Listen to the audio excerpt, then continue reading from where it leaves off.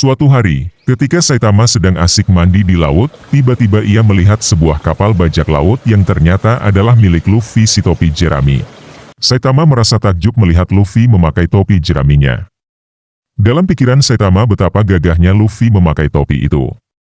Sehingga dalam hatinya timbul niatan ingin memiliki topi jerami tersebut. Saitama kemudian mengajak Luffy untuk ikut berenang. Luffy berpikir sepertinya berenang adalah ide yang bagus. Saitama dan Luffy sebenarnya masih saudara jauh, jika dirunut nasabnya masih sama-sama keturunan jengiskan dari suku Kluk-Kluk Klan. Saitama bermaksud untuk meminjam topi jerami milik Luffy untuk dipamerkan kepada teman-temannya. Awalnya Luffy enggan meminjamkan topi kebesarannya itu, namun Saitama merengek-rengek seperti anak kecil. Karena tidak tega akhirnya Luffy memberikan topi itu. Tapi dengan syarat membayar biaya sewa sejumlah 10 juta rupiah per hari. Awalnya Saitama menolak, dia merasa Luffy sedang memerasnya. Namun dia ingat bahwa dia baru saja mendapat banyak uang dari bank, jadi Saitama berpikir uang bukanlah masalah baginya. Akhirnya keduanya pun menandatangani surat perjanjian.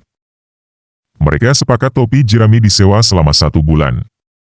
Dengan begitu total uang yang akan diterima Luffy adalah 300 juta. Pembayaran pertama untuk 1 minggu diserahkan besok sebelum matahari terbit. Keesokan harinya Saitama menyerahkan sejumlah uang kepada Luffy sebagai pembayaran sewa topi jerami. Luffy merasa senang. Dia berpikir bahwa ternyata dia bisa mendapat banyak uang tanpa harus capek-capek bekerja. Jiwa magernya pun seketika muncul. Tak terasa waktu sebulan telah berlalu, namun Saitama belum datang untuk mengembalikan topi jerami Luffy. Luffy terlihat galau. Dalam hatinya masih berhusnuzon mungkin Saitama lupa. Kemudian Luffy bermaksud untuk mendatangi Saitama. Setibanya Luffy di rumah Saitama, betapa terkejutnya Luffy karena melihat beberapa orang memakai topi seperti miliknya.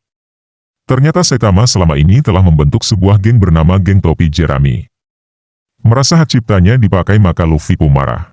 Saitama bersedia memberikan topi jerami, namun tidak mau melunasi uang sewanya, karena uangnya telah habis untuk berfoya-foya.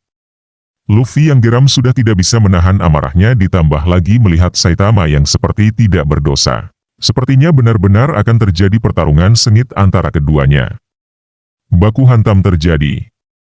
Sesekali Luffy dan Saitama saling memukul.